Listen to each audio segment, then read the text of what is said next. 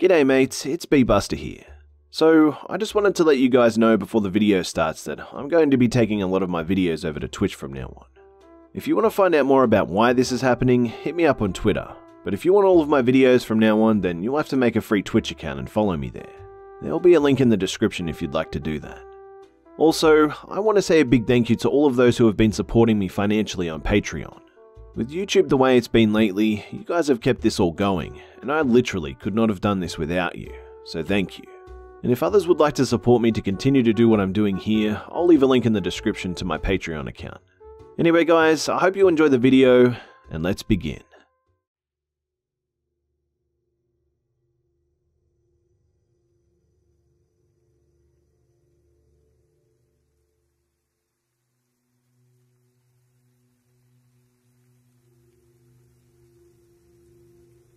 This is going to be long, as it is a long story that takes place over several years.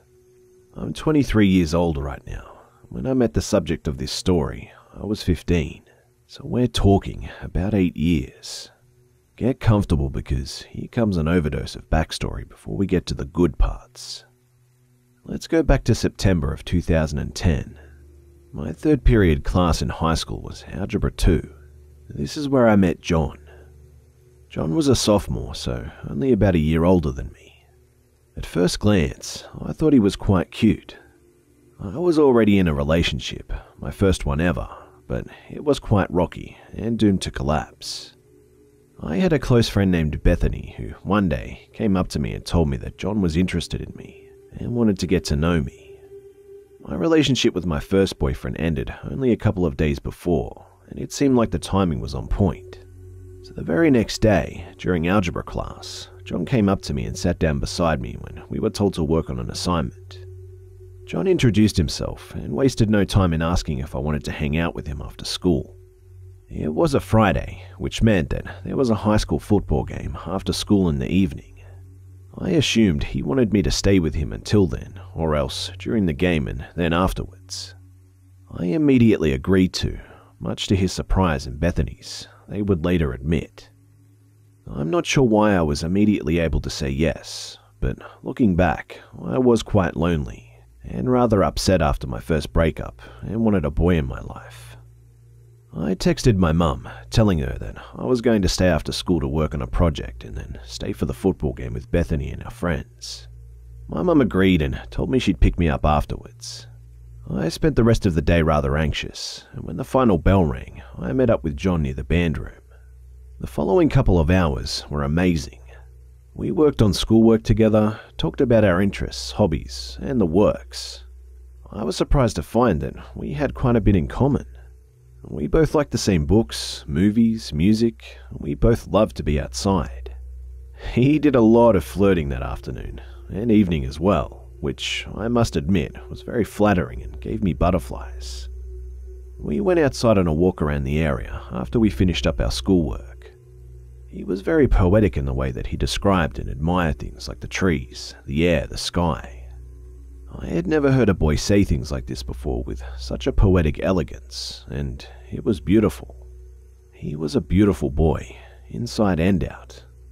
He was also very intelligent and had a vocabulary that dwarfed even my own and the other smart kids in our school. He told very clever and funny jokes, and when we had a discussion, was easily able to intelligently explain and describe things in ways that I didn't even know were possible. Needless to say, I was falling for him. During the football game, we walked around and talked about our families and friends for the first time.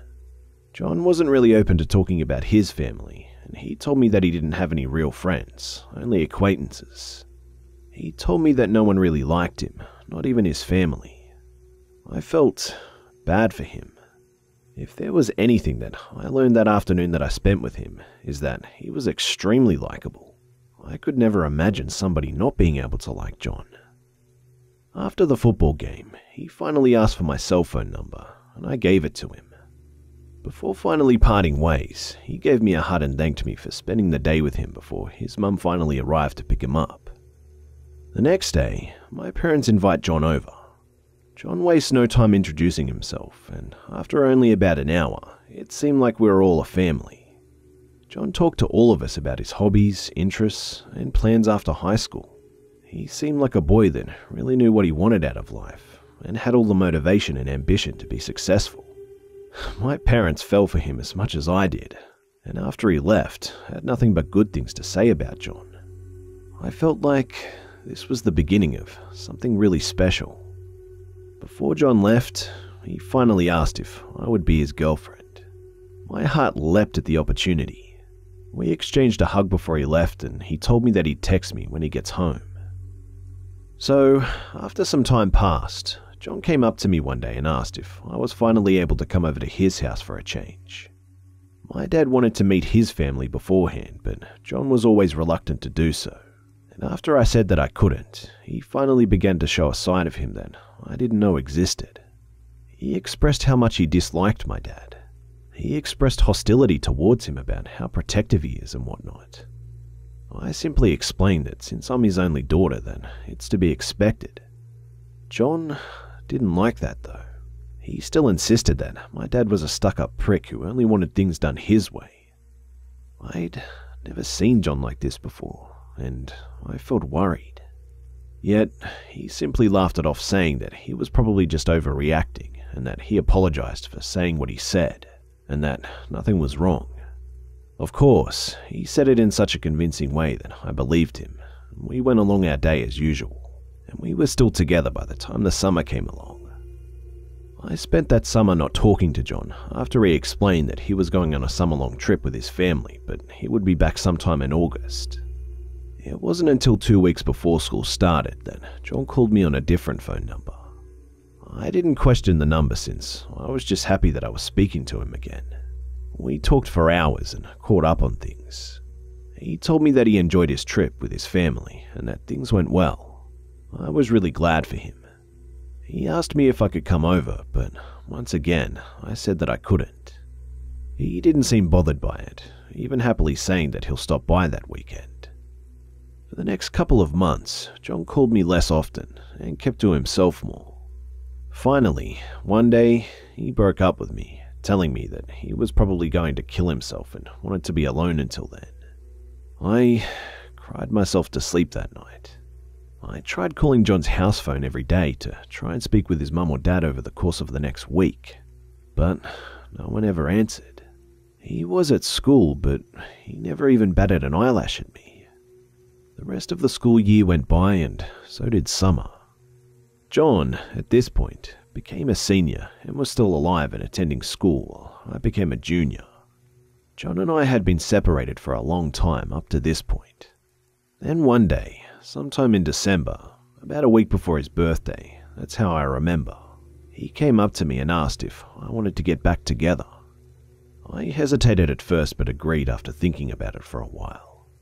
I didn't want John away from me any longer. I loved him. Gradually, his positive attitude and overall demeanor came back. He was back to the way he was before his depression.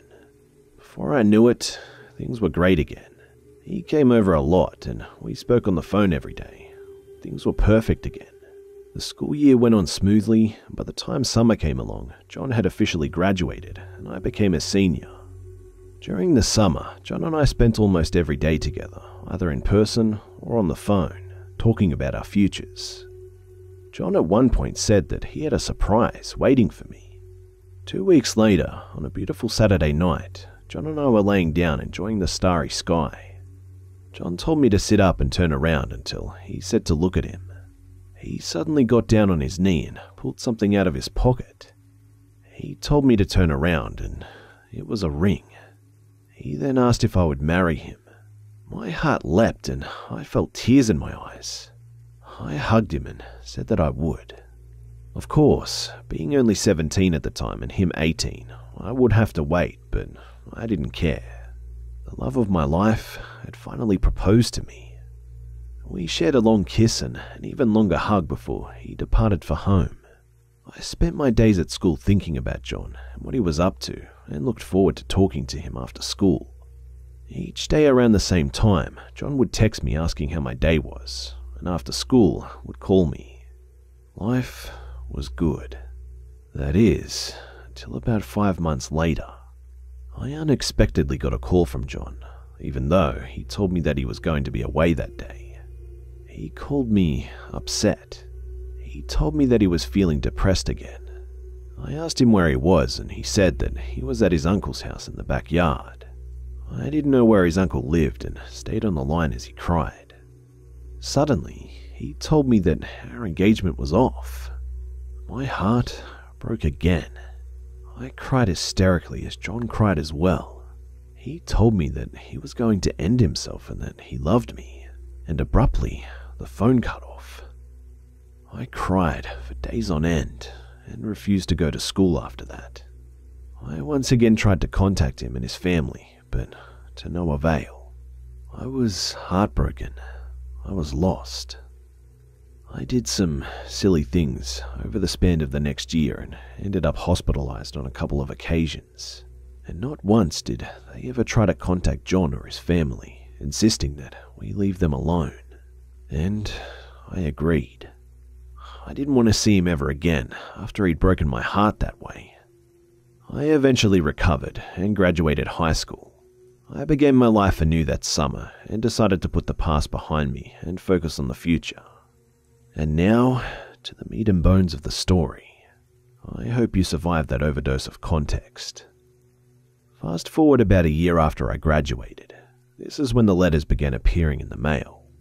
I had received letters from somebody whose name and address on the envelope was always different, who claimed to be in love with me. Every so often, maybe once a month, I would receive a letter from someone in the mail.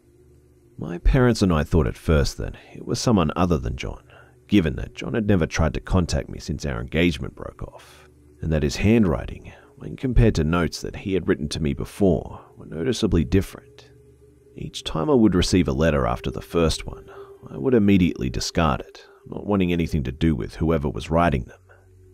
I figured if I ignored the person that they would leave me alone. But boy, was I wrong. This continued for a little over a year. When the letters stopped arriving, nothing occurred for some time, until one day John messaged me on Facebook asking how I was doing, but I didn't reply.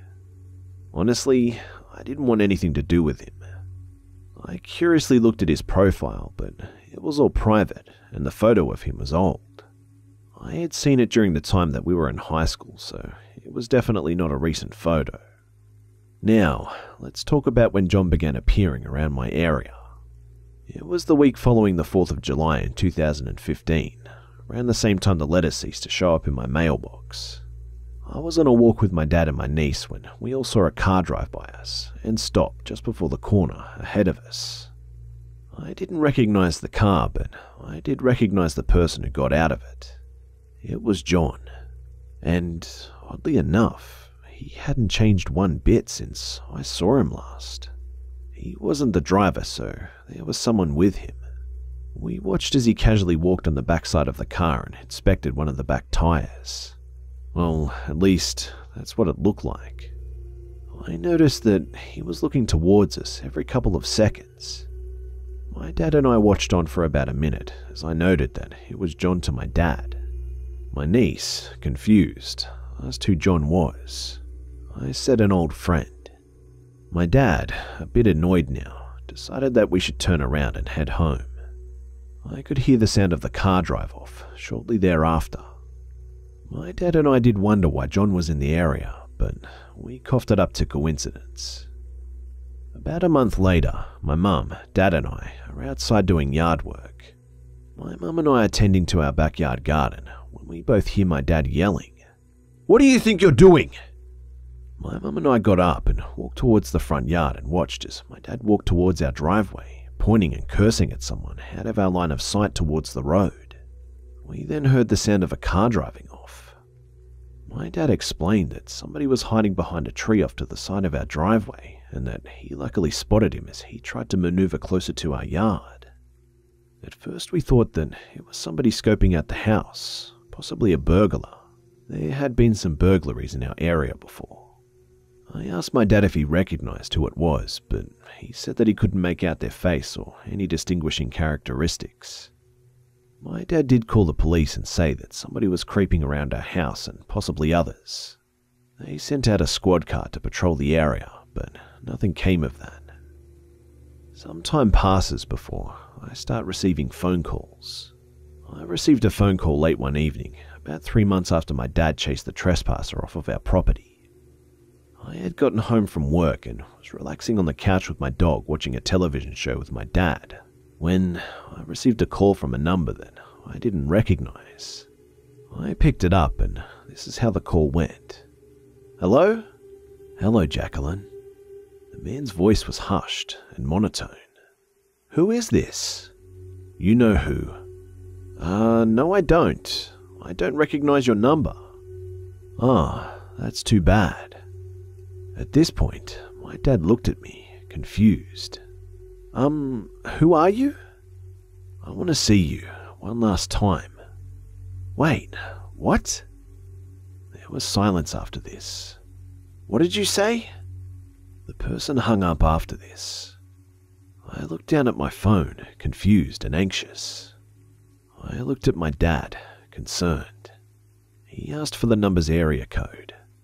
He didn't recognize it as one in our county or state for that matter. And after Googling it, I found out that it was an area code from Vermont. That's more than a state away from me. He asked me who it was, and I said that I didn't know. John's old cell phone number had the same area code as mine, but at this point, I knew that if John was the one harassing me, that he was not going to let it be known so easily, as he's practically the paradigm of intelligence. I received 3 more calls from that number over the span of 3 days, each in the evening hours. I eventually changed my number, but unfortunately, this didn't stop the calls. Over the span of about 4 months, I kept receiving calls from unknown numbers, some with different area codes than the other ones. I stopped answering after the 3rd time, and each time I went to listen to the voice messages left by the numbers, there was nothing but silence, except for one which had the faint sound of a man talking, but I couldn't even make out whose voice it was or what he was saying. I did go to the police, but of course, there was nothing that they could do. And it didn't end there. I was being constantly harassed by somebody who really wanted my attention. I at times thought it could have been John, but I didn't have any proof. The police told me that unless they had evidence to prove that he was harassing me, then they couldn't do anything either. I always knew that John was clever, so catching him seemed pretty hopeless. Fortunately, the phone calls eventually stopped. I was hoping whoever it was simply gave up, but they didn't. Once again, some time passes. I was pulling into my driveway early one evening after returning home from work. As I got out of my car and went towards my front door, I noticed a piece of paper taped to the door. My parents were away for the day, so I knew that no one was home. I never saw them leave a note behind before, which was really odd. I walked up to the door and read the note. This is what it said. "I miss you dearly. Not a day goes by that I don't think of you. I dream about you a lot, think about you a lot, and I will not rest peacefully until I see you one last time in my presence. Signed, your secret admirer." My heart pounded as I read the paper. I ripped the paper to shreds and felt angry. I stormed outside and just about frightened my dog as I went upstairs to change out of my work outfit. I was angry for the first time since all of this started with the letters. I had had enough. I'm sick of being harassed and crept out by this person. I called my mum and told her about the note. She was upset as well and told me to call the police. But what would they do? Nothing, just like before. If only this person would break into my house or something, then I would have something to make a case out of. But the door was locked, as were the others, and there was no sign of entry. Again, I felt hopelessly lost. Another year went by and nothing major happened, apart from the occasional letter. Yeah, that started up again. About once every 2 months I would receive one. But things finally began to die down. I had thought that this entire nightmare was finally over. But of course, I was wrong. I was asleep one night when I awoke to the sound of something knocking on my window. I got up in a trance-like state and walked to my bedroom window and opened the curtain. I saw nothing but trees. I lied back down, thinking that I was imagining things. But then I heard it again. I got up again and looked out of the window. There was nothing but trees. I went downstairs and found my dad, who was awake, and told him that something was knocking on my window. He went outside and walked around the house before coming back inside. He told me that I was probably imagining it, and I went back to sleep. This happened again the following night. This time, my dad wasn't awake and I had to wake him. He grabbed his shotgun, walked outside again, and once again saw nobody. He did, however, hear the sound of a car driving away from near our driveway and called the police. They came by and inspected our doors and windows for any tampering, but to no avail. I went back to sleep an hour or so later on one of our couches. A week goes by and nothing new happens, and once again I thought it was all over. And it did finally end. The last thing that happened was back in late March of this year. My parents were sitting outside on our porch just before sunset while I was in the house playing with my niece, when somebody drove by our house and stopped down the street. My parents, who were obviously well aware of what was going on with me, got up and made their way towards our front yard and peered down the street. They were able to see somebody get out of the car and walk up one of our neighbors' driveways. Our neighbor's driveway leads to the side of their house, which isn't fenced off, and you can easily walk from their driveway to our backyard. My parents immediately came inside after my dad was finally able to recognize the person. It was John. My mum immediately called the police as we waited. My dad and mum had parked their cars in our almost never used garage that day, which probably explains why John was here now. Perhaps he thought that I was either here alone or no one was. And sure enough, not too long afterwards, we see John walking up towards our backyard from our neighbor's backyard, quietly and slowly through the trees. My dad has his shotgun ready as my niece and myself go upstairs into my bedroom. At last, after all these years, he's finally going to get what he deserved. I sat quietly with my niece as I waited for the shit show to go down.